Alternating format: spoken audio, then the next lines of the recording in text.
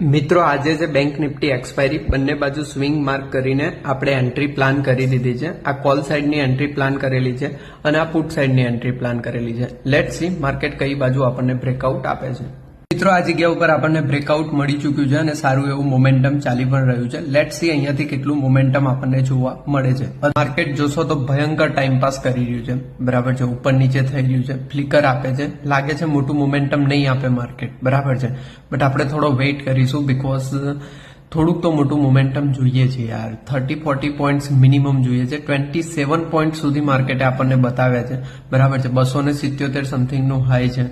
હજુ એને ક્રોસ કરે છે તો માર્કેટમાં મોમેન્ટમ આવી શકે છે। તો મોમેન્ટમના ભરોસે આપણે બેઠા છીએ। મોમેન્ટમ આવશે તો એક સરસ મજાનો પ્રોફિટ જોવા મળશે। અત્યારે તો પ્રાઇસ કોસ્ટ ઉપર ચાલી રહી છે। મિત્રો તમે અહીંયા જોશો તો આપણો સ્ટોપ લોસ હિટ થયો છે અને લગભગ 4600 રૂપિયા સમથિંગનું નુકસાન આપણે લીધું।